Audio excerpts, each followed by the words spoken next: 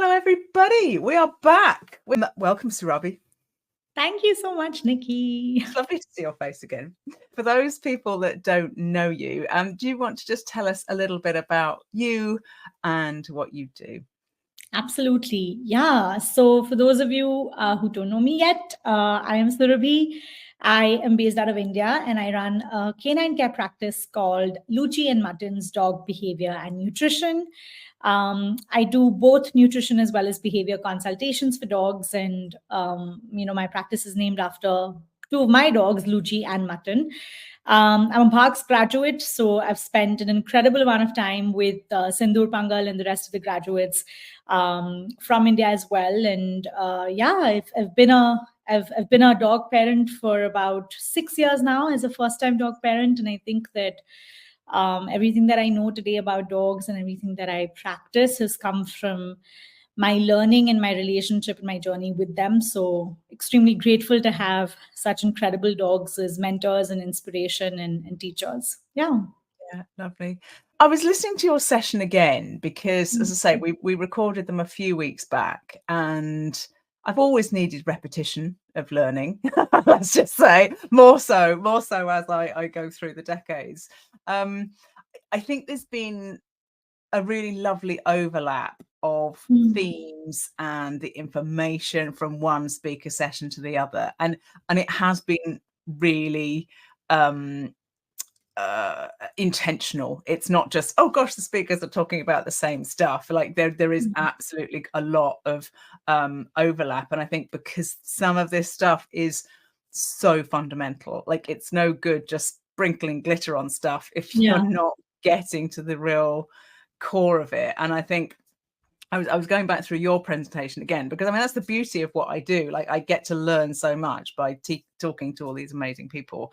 And it's very early on in the session, and it's basically, you talk about your amazing journey with Mutton and how very early on, a lot of what you were being shown and advised to do didn't feel wrong. I didn't feel right at all. And you kept coming back to this question of, is my dog feeling safe? Yeah. I think that was such a, if they don't feel safe, like how could they possibly respond in any other way, in the way that they are choosing to respond? Yeah, for sure. I think that was a fundamental question. And I think it continues to be a fundamental question for me with my dogs, but also with the dogs who I support. That in any situation and in any moment, is this dog feeling safe, and are they able to access safety, right? And I think that also came from a very personal experience that I had with Mutton early on, where and I don't think I talk about it in the presentation, but I remember, she was chewing on a bone, and I was trying to sort of shift a couple of things around her. And I happened to very naively and mistakenly also shift the bone in front of her, and she snapped at me. And obviously, as soon as that happened, I realized I shouldn't have done that. But I think for me, what was so hard about that moment and a few seconds that followed after that was, after that, I could see that she wasn't willing to trust me. She wasn't willing to take that leap of faith to be like, okay, I don't know what your intent is. I'm not able to figure that out. And I think for me, what was concerning at that point in time wasn't the resource guarding, wasn't that she snapped me, wasn't that this is, aggressive behavior. It's something that I need to correct or I need to prevent from escalating. I think what struck me in that moment was, I seem to have broken her trust. And now how do I go about repairing this? And I think again, right, like when I talk about dog reactivity in the presentation as well, I talk a lot about the importance of building secure attachment, the importance of the human being that secure base for the dog. And I think that when we start focusing on building that secure attachment with our dogs, I think we're able to, one, build ongoing capacity. We're able to almost like build this bank of trust that's constantly sort of filling up.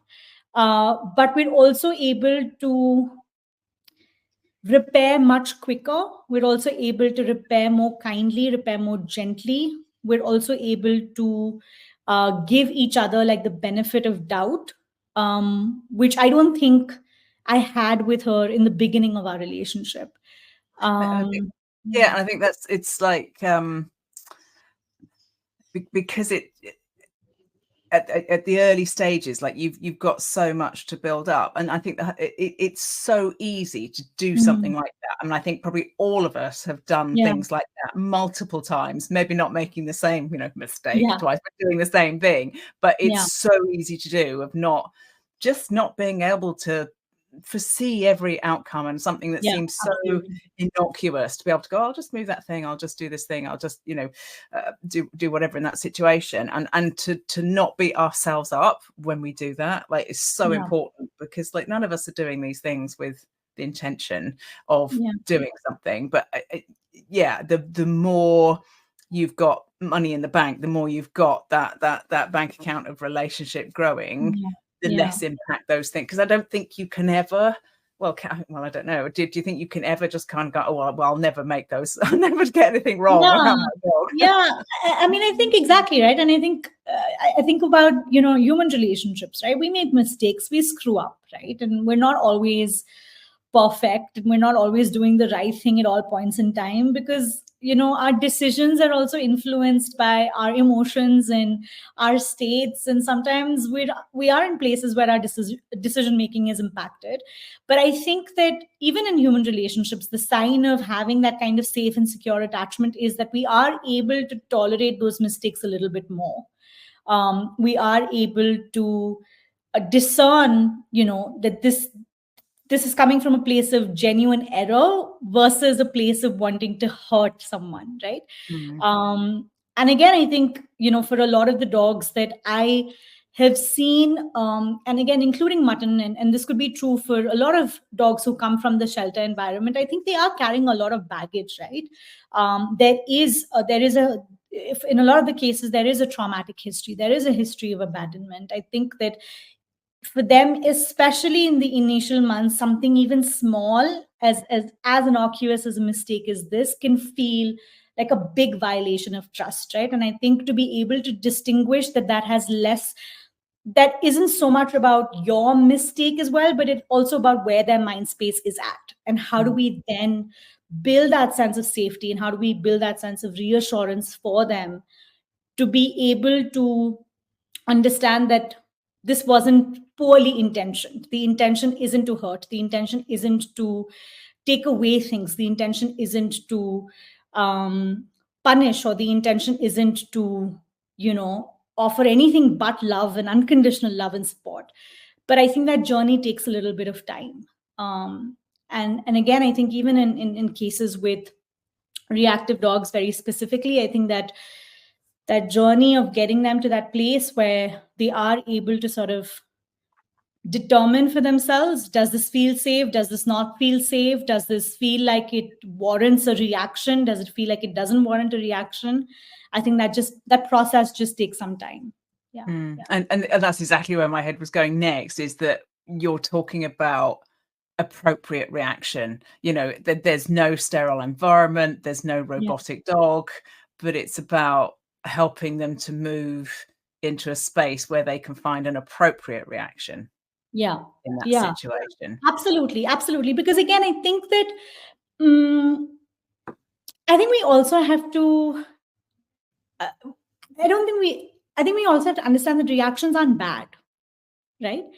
They're not inherently good or bad. I think what comes down is, are they contextually appropriate or not beyond a point?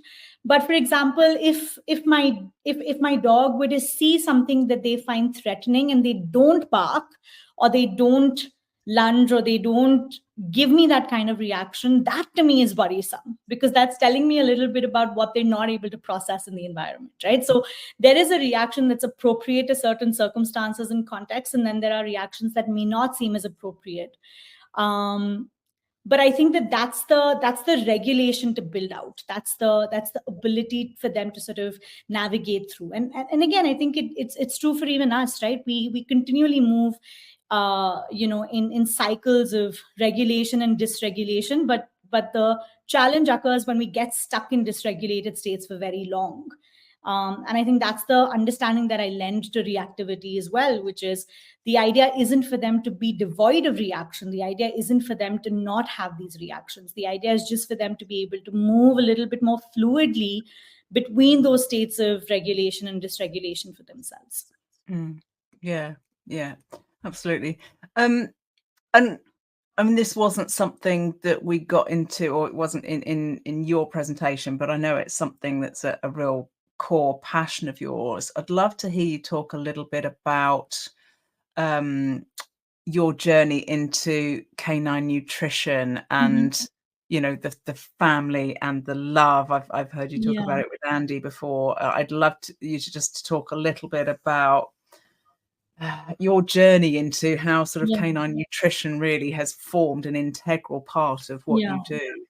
Yeah, absolutely. So, I mean, again, I think it started with Luchi, who was the first dog we adopted, and she came into our home with a couple of different medical conditions early on. And again, we were first-time pet parents. We didn't really know, what was good, what was bad, and we were just advised to feed her kibble.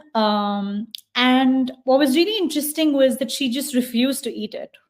She just refused to eat it. We went through like bags of dry food over and over again. And I think I just got really frustrated with the whole process. And I said, I'm just going to start cooking for her. And so it started as a way to figure out different things that would essentially help her to eat. But I think it also came at a time when I was really struggling to connect with her. Like I didn't know what to do with a dog. That's really how it is, right? As a first time pet parent, I was like, I don't know, am I supposed to engage you all the time? Am I supposed to let you be by yourself? Like, what am I supposed to do? And I think in both my journeys with Luchi and Mutton, I think what I realized is we have this very like romanticized idea, or at least I had this very romanticized idea that a dog would come inside my home and I would just immediately fall in love with them and it was all going to be great and hunky dory. And I think in both the journeys, I realized that it takes a while to fall in love. It doesn't happen necessarily instantaneously, right? It comes with effort, it comes with intention. And I think food in Luchi's context and then eventually in Mutton's context also became that intention. It became a way for us to connect. It became a way for us to spend time. It became a way for me to offer choices and learn about their preferences. It became a way for me to share love, I think. And so I think that, I think it was both a lot of like, it was a lot of emotional and cerebral processing happening for me at the same time. And I think the cerebral processing led me down the path of saying, okay, I want to do this for other dogs and I want other dogs to enjoy food and I want pet parents to see how food can be so powerful and so healing, not just from, I think, a scientific perspective, but also from just an emotive, affective state in relationships. And so I think that's really how the journey with nutrition began. And again, I think even when I talk about behavior, I think food nutrition is just such a critical component to that. And even as I spoke about it in the presentation, I talk about offering holistic support to our dogs. Nutrition is such a critical pillar to that, because ultimately, if we're eating food that one doesn't feel nutritionally enough for us, one doesn't bring satiety to ourselves, one that doesn't just make us feel good, we're just not going to feel good, you know and that impacts everything else. That impacts how we sleep, that impacts how we show up in spaces, that impacts how we respond, react, how we make decisions. And so nutrition also becomes a critical pillar there. And when you started working on that, how quickly did you see significant changes in their health and their behavior? Yeah, I think some changes happened quickly. some took some time, because again, I think what becomes important to remember is that nutrition isn't a magic bullet, right? When we're working with food, it takes time. Recovery, repair, healing, all of these things take time, but we've got to start somewhere, and we have to start that journey somewhere. And again, I think the changes differ from dog to dog. So in some cases, something what was definitely instantaneous to me was both dogs were just enjoying their food much more. They were looking forward to meal times a lot more, right? That's definitely instantaneous. I think a lot of the other things, whether those are skin and coat parameters, whether that's quality of stools, whether that's consistency of just decreased symptoms, for example, all of those I think are very individualized. They take time for each dog very differently. But yeah, I think that, at least again in Mutton's case specifically, I do think that she experienced a fair amount of scarcity before she came to us. And I think food also became a way for me to build trust in the manner of just offering abundance of it. And because again, right, and I think I say this in my chat with Andrew as well, which is, you can't meet scarcity with more scarcity, right? You meet scarcity with abundance, and you build that trust through abundance. And so I think, yeah, I think I ended up rambling a little bit. I love that. And it's not about overfeeding your dog. Like, it's not about a dog that is going to gain weight. That it's not about that. Yeah, for sure. It's not about that. Yeah, I think it's just about, I think again, right, food can be used and manipulated in so many different ways. In our relationships with dogs, I think my approach is more to be like, let's not make it difficult. It's so important, and it's so sacred, and it's so loved by them. And we don't have to complicate it, and we don't have to make it difficult, and we don't have to make it unattainable. And yeah, I think there are a lot of different things that I disagree with in the narrative of dog nutrition. But I think those are also those come from both a cultural as well as very personal space of that, which I think we can get into at a separate conversation. Yeah, I know. There needs to be another conversation, definitely, on that one. I'll just flick this up. So Niki says, one of the biggest lessons I have learned is just how important being aware of body language and consent is to my girls, and giving them time to process and communicate to me what they want to happen. And they have all been with me since they were pups. Although none of them have been through any major trauma, it's still vital to our relationship. Yeah, absolutely. I mean, I completely echo with this. And I think that, I think for me, like, just being aware of that body language, I think learning how to seek consent, all of these are such instrumental ways to build trust for me. And I think that I personally have experienced moments where, when I have become aware of this, and when I have been able to act from a place of knowingness, whether it's seeking consent, whether it's, being aware of how my body language is impacting my dog, I have experienced moments where my dogs feel seen. And again, I sound like a little bit of a broken record, but I think that feeling of being seen is so critical to also feeling safe. And so I think I absolutely agree with Niki on this one. Yeah, wonderful. Fabulous. So you've got a really cool download that is in the festival goodie bag. I have a printed out version. I know. Do you know some things? It's like my brain. It's like there's only so much stuff on screen I can take in. Sometimes it's our brain, isn't it? Our brain needs to. There's something to do with that, the way our eyes take in information, isn't it? That when it can move, I can't remember what it is, but I remember reading it. It so affects my brain. So sometimes I just need to print it out. I know it's not overly sustainable, but there are odd things that I go, right, I need to keep that. So tell us a little bit about that, if anybody hasn't found the festival goodie bag. Yeah, absolutely. Gift. Yeah, so the gift is a downloadable that's available on my website. It's a little bit of a breakdown to the safety approach that I talk about in the presentation. And the idea really of the downloadable is to just give you a sense of what each of the components really entail, and some of the larger themes that can come into play in your day-to-day lives with your dogs. So yeah, you can access the downloadable. All the information is listed below the video link to my presentation, and yeah, that's about it. Yeah, it's in the festival goodie bags, and it's some really nice prompters to keep coming back to things, because I think there's so much that we try to take in, and we're all trying to do our best, and I find it really easy for stuff to kind of drop off the side, and I think, yes, I haven't really thought about it. Like, I need prompts around me to keep coming back to some basics until it becomes, your core habits and things like that. Yeah. I will let you go. Thank you so much for joining us on Sunday. So much, it is Niki. much appreciated, and absolutely loved your presentation. We'll see you soon. Thank you. Bye.